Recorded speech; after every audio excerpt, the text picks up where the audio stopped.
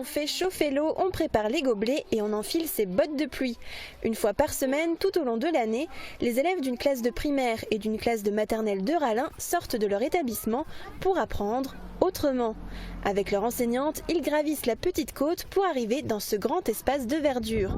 Déjà sur le chemin, on en profite pour revoir sa géométrie. Un CP peut-être qui peut me montrer un triangle. Allez, vas-y. Vas-y, fais le tour avec ton doigt. Cours de sciences, exercices de vocabulaire, apprentissage des mathématiques, ils y poursuivent leur apprentissage avec des ressources inépuisables. On n'est plus sur la feuille, c'est concret. On leur propose des actions concrètes, chercher des fruits. Un rendez-vous hebdomadaire que les enfants attendent avec impatience. On voit la nature et comme ça on prend un peu l'air. On apprend et on fait des jeux. On essaye de trouver des trucs rugueux. On va mettre dans cette partie du gâteau ce qui est rugueux.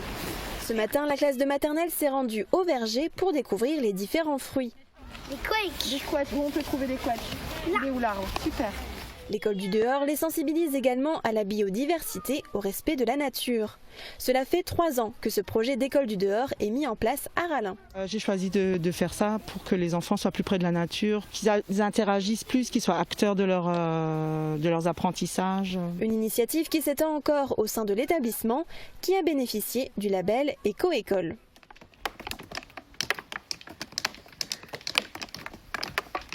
On vient de voir un reportage sur l'école du dehors, mais ici à l'école, il y a plein d'autres projets qui sont mis en place. Est-ce que vous pouvez m'en parler ?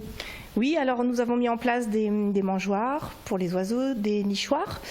On a créé un petit coin nature avec les enfants, donc avec une mare, avec des aromatiques, des fleurs. Et puis des plantations de haies. Tous les 3 ans, les élèves plantent un petit morceau de paysage, un petit morceau de haie.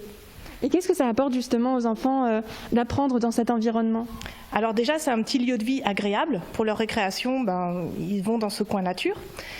Et c'est aussi une ressource pédagogique immense, puisque plutôt que d'apprendre dans des livres, ils vont voir au bord de la mare la libellule sortir de sa chrysalide, de son exuvie, ou alors les bourdons, l'évolution des végétaux. Rien de mieux que de les apprendre dans le jardin plutôt que dans un livre.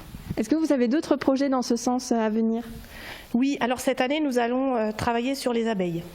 Donc je pense qu'on va faire des abris pour aider les abeilles solitaires et pour sensibiliser les enfants aux abeilles qui, comme on le sait, est une espèce qui est en voie de disparition.